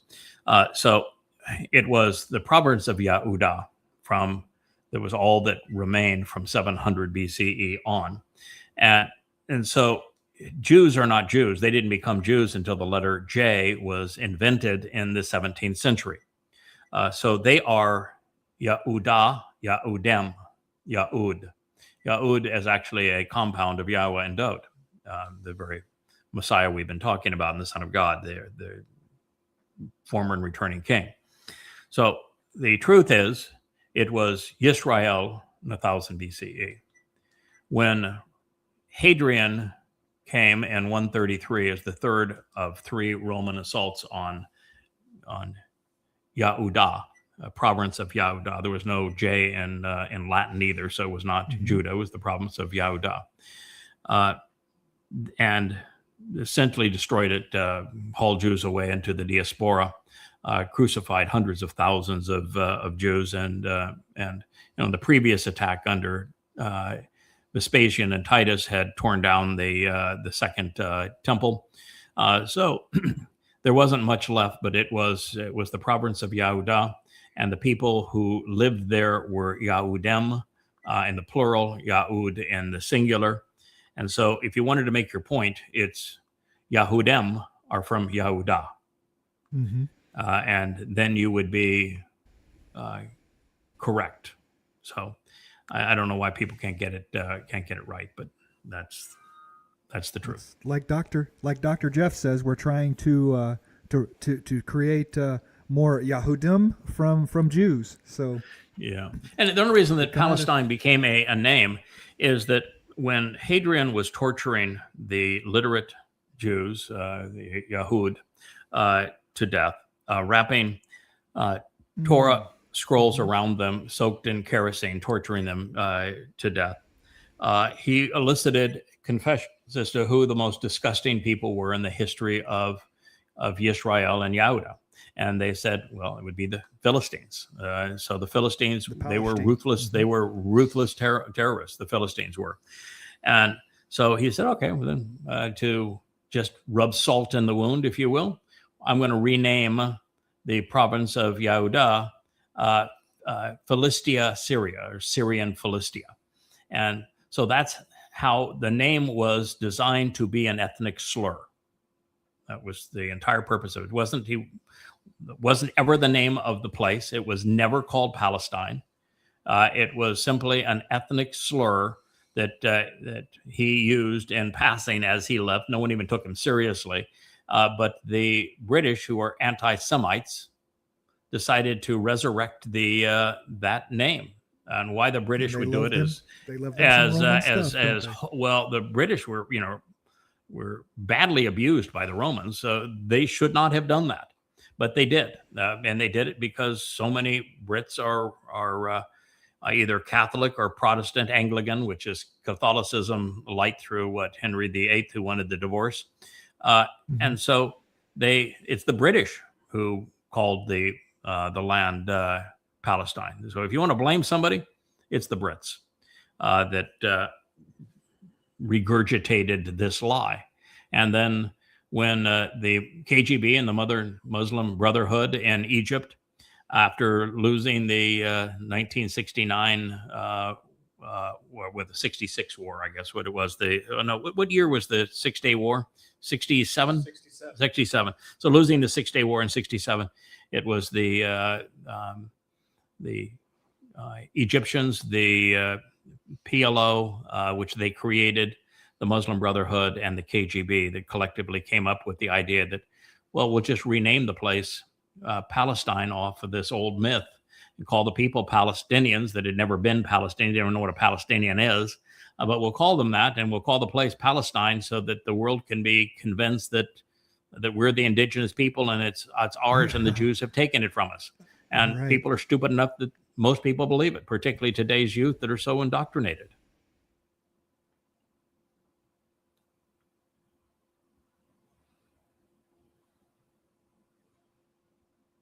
Is this the Bondi? Oh yeah, that's the video there is actually not graphics. I don't know why Facebook covers it up, but what is it's so sad when you watch this, and it's a long video. It plays for, I don't know, 15, 20 minutes.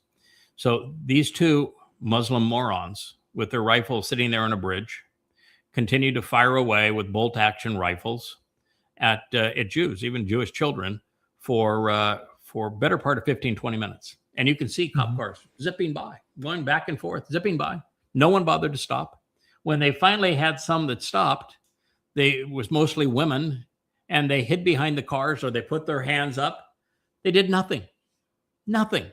So all of this time, these guys just in open air on this bridge are firing away without a single cop doing anything. They want to say, well, it's a gun control issue. We got to take guns away. Oh, Australia already published or legalized a gun control law. And so these guys actually had those guns legally. They were given permits for those guns, and they were known sympathizers with Islamic terrorist organizations, but nobody else had them.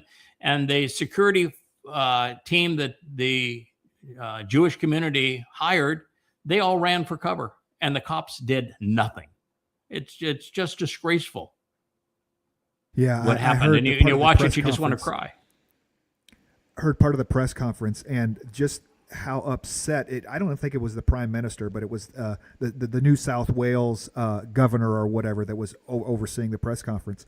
He was just emphatic that the cops, what would you do? These guys had long guns. Our police officers only had handguns, and they acted bravely. They acted within their training, and he was just completely upset that people were like the cops did nothing. No, they didn't.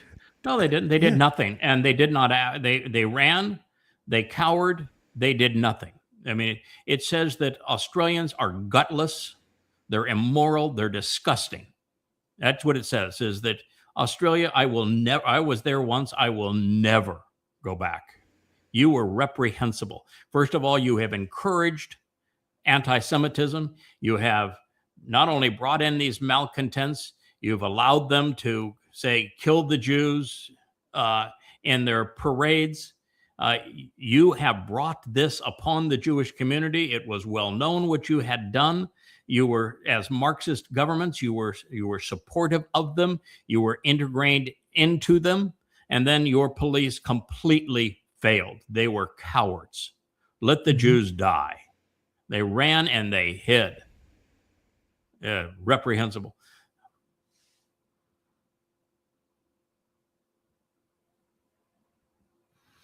This is an interesting graphic here. This is an image generated based upon what we have come to know about the Milky Way galaxy, our galaxy. And it's like our universe. It's very thin. Why it would be thin without being designed to be thin is curious. There are some stars in a belt below and above the main disk, but virtually everything is in that disk, and it's just as flat as it can be. And we're about halfway out, a little more than halfway out, between half and 2/3 of the way out in one of the arms. And they're nobody really knows because we can't see through the center of our galaxy. Too much commotion there, too much gas and a black hole and that sort of thing. So we can't see through the center of our galaxy. And therefore, we can only estimate the number of stars in it, but the estimate's about 400 billion. And we can't even get to the nearest cluster. There's a 3-star cluster that is near us. It's of little dippy stars. They're red dwarfs. I mean, they're nothing of any consequence. I don't even think you can see them with the naked eye. And they're the closest to us. They're about 4 light years away. And we have a 0% chance of ever getting to the nearest stars. 0. And yet there's 400 billion in our galaxy. And beyond that, we're one of 2 trillion galaxies. And beyond that, the galaxies only represent 5% of the known universe.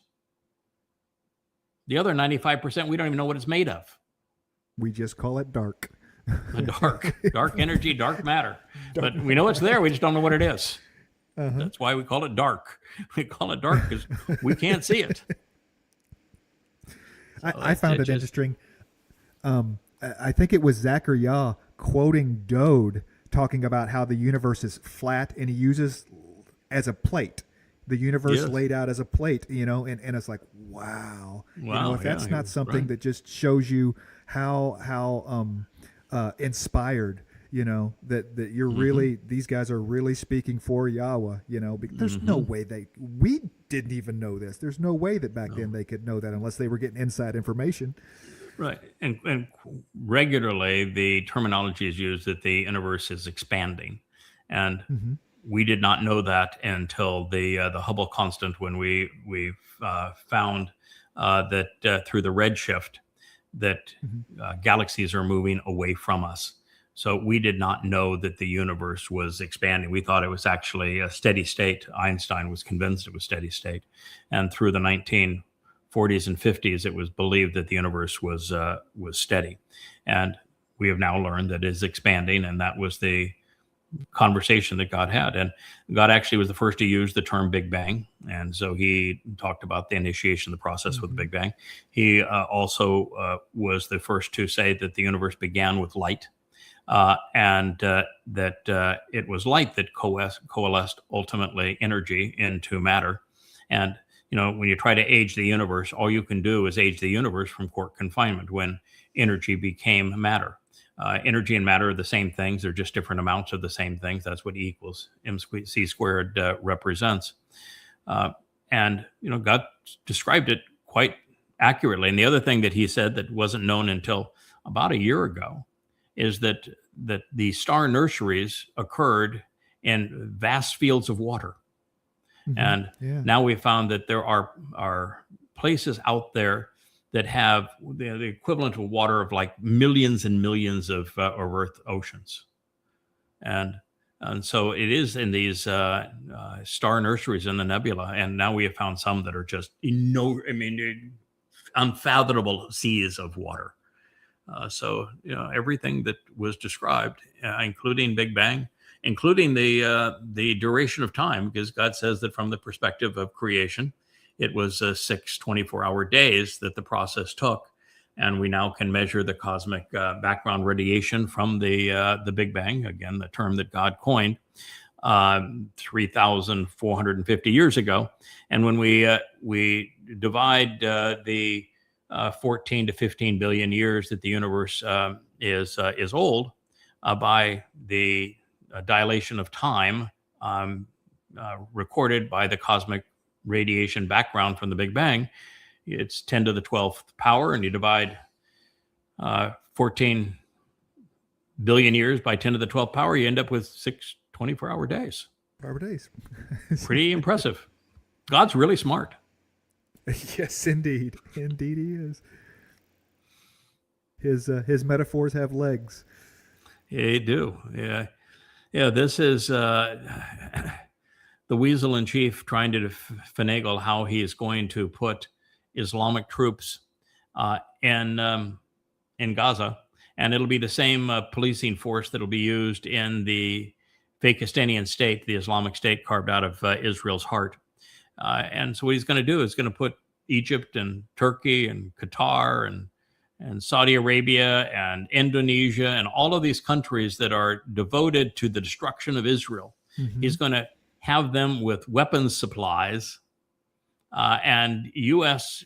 Commitments to defend them in Gaza, where Hamas is still armed and deadly, and they're going to have that same police force in Fakistan, and sitting right by Erdogan, who is the Messiah for the Islamic world and constantly calls for the destruction of Israel, as does Qatar.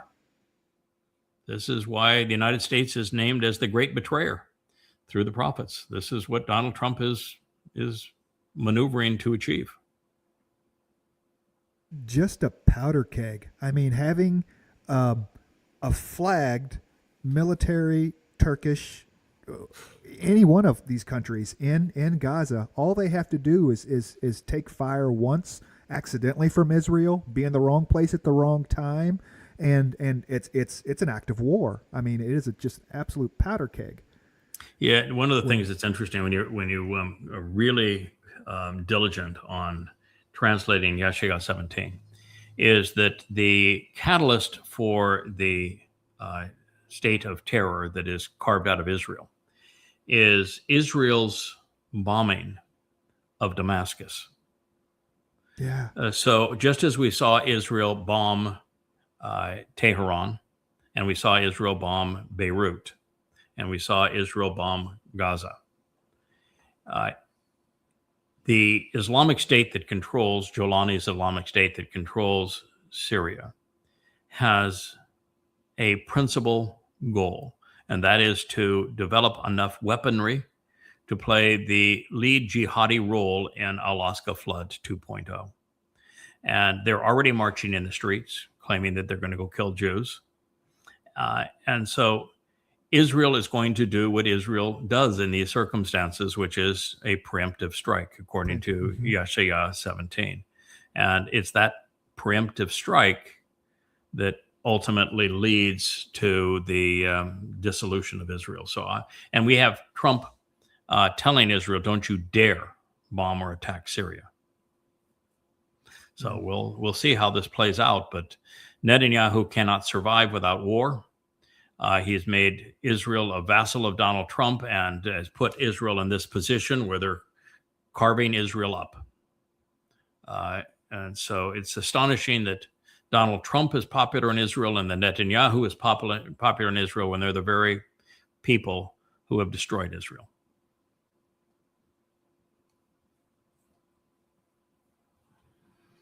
Oh, Nick Fuentes. Nick Fuentes, I had thought was the most rabid anti-Semite on the planet. He's a white supremacist.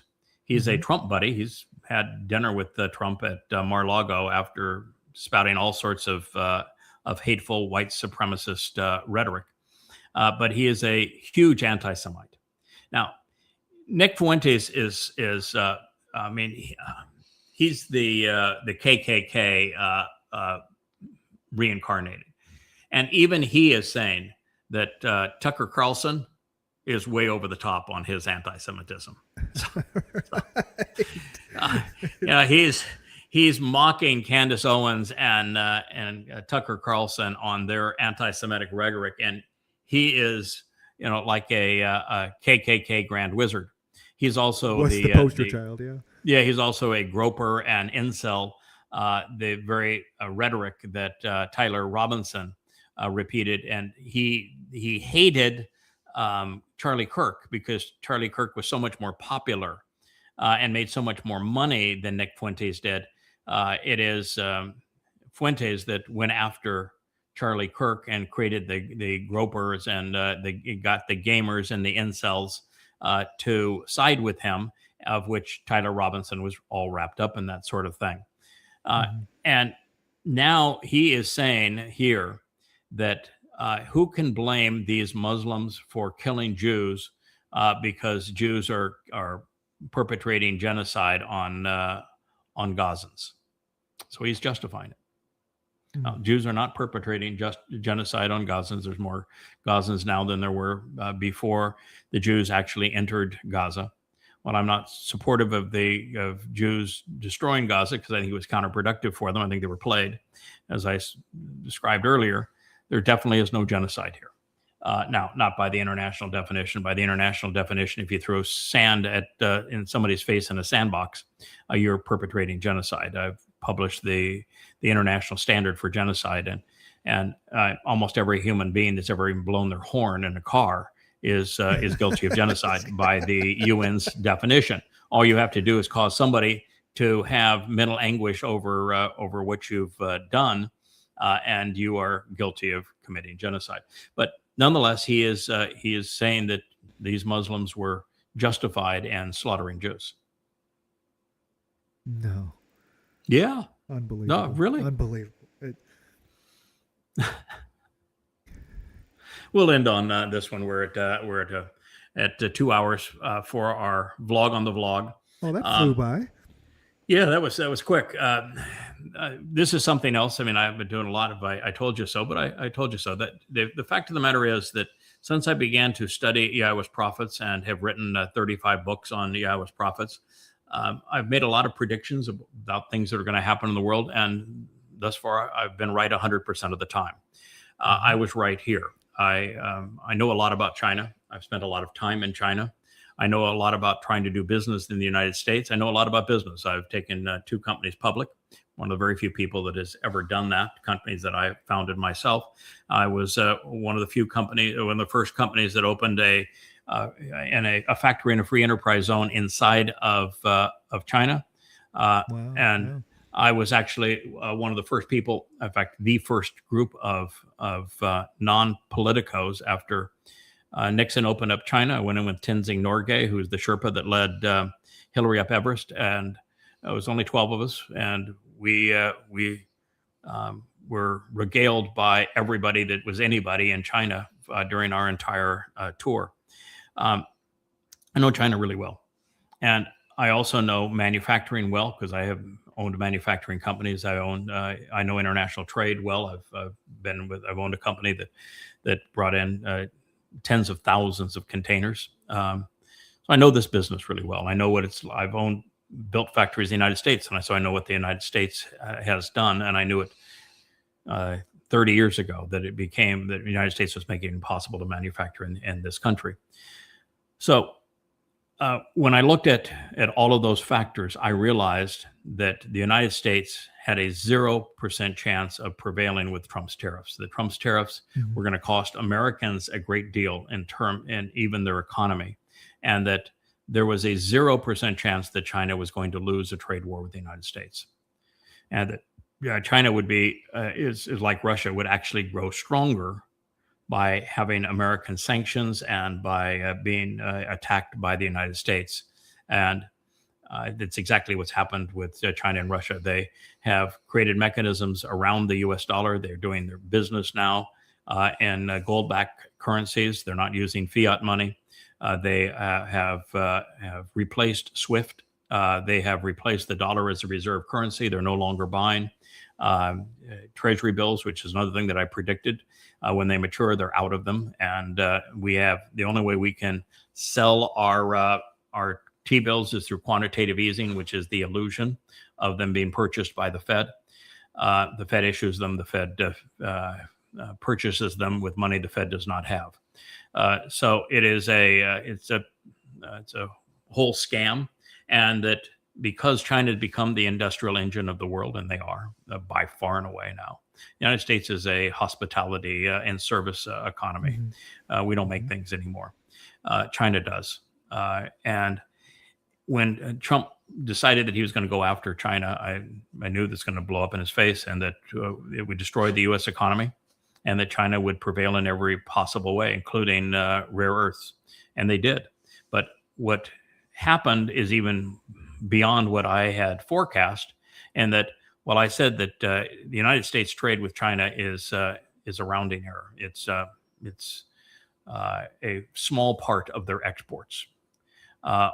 So the Chinese were in a position to replace the United States very, very easily. And the United States actually couldn't do without the rare earths or the phones or the computers or the electronics that are only sourced now in China. So the United States would have to capitulate and bring those things in and have those things untariffed and beg the Chinese to sell them to us again, which they did. But at this point, China just posted their best trade numbers ever. Year over year, they have successfully found a way to prosper against the United States, and that Trump has nothing but egg on his face. He pulled a foolish ploy. His tariff war was absolutely asinine. Tariffs are a tax on your own citizens. You don't impose tariffs on another country. China doesn't pay a penny of those tariffs. Americans paid all of those taxes. And he bankrupted America and he enriched China. So there you are. They prevailed. Russia prevailed. We declared a war against Russia by moving NATO into Ukraine. That's where we promised the Ukraine they'd be part of NATO, and then we started having all the war games in Ukraine, and then we toppled the pro-Russian government that had been elected, and we began to fight this proxy war to kill Russians, and it backfired on us. They confiscating Russia's national reserves, sovereign national reserves, caused the rest of the world to say if they can do that to the Russians, they'll do that to us. And even Saudi Arabia started selling oil outside of dollars. And the whole world is now doing commerce away from the U.S. Control mechanism, because the U.S. this idiot decided that he would use the U.S. currency, which had always been a safe haven, which is why it was used as a trading mechanism. He decided to weaponize it. And the weapon was nuclear, and it blew up in America's face. America's done. I mean, I can't tell you if it's going to happen in 1 year or in 4 years, but America's done. Economically, we're going to implode. There'll be nothing left economically functional in the U.S. government. We are bankrupt. We have no means to roll over our debt. We will inflate it to the point where there'll be wheelbarrows to buy a loaf of bread. It'll be replaced by a Trumpian prop that will be electronic money, that everyone will be controlled. Your savings will be of no value to you whatsoever. Everyone has to agree to the new mechanism that replaces the dollar or starve to death. And it's easier to hide it now, though. I mean, because if you look at first of all, it's a digital wheelbarrow to buy bread, because it's all on a card. And I was also looking at a while back, you don't see the bread lines anymore because of EBT cards, because of the way that welfare is done and things like that people can't actually see the impact of it and measure for themselves in their own communities. Like the soup lines in the 30s and things like that. We see it here. We see it here because when you go to the market here, 85% of the purchases are on the food stamp cards. 85%. So everybody that's checking out before you and after you is buying steaks and wines and the like. And I know there's not supposed to be certain things, but they don't care. But it's the government handouts on credit cards. So, it's reprehensible what we've done to ourselves. But we did this to ourselves. We abused, just like we're sanctioning Venezuela and blockading Venezuela, and we did that to Russia, and we tried it with China. We pretend like the world is ours to control. It's our oil. Yeah, we think that the world is ours.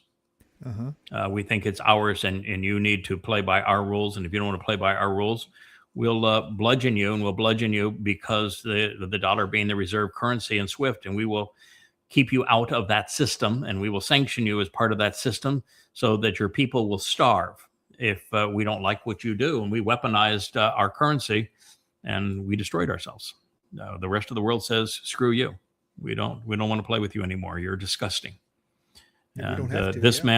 man is to blame for it. So he is demon possessed. He was elected by Americans, and he will destroy America. That's probably a good place for us to stop. Well, can we play the Wookiee one more time as a close to our program?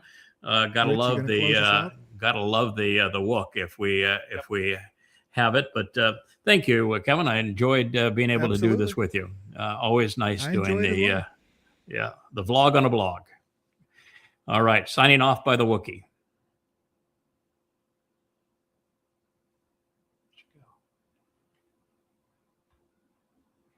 Well, All right, we're out. we're out. Hey kid, you got it right. This is Yada's vlog on a blog. Catch it with us now.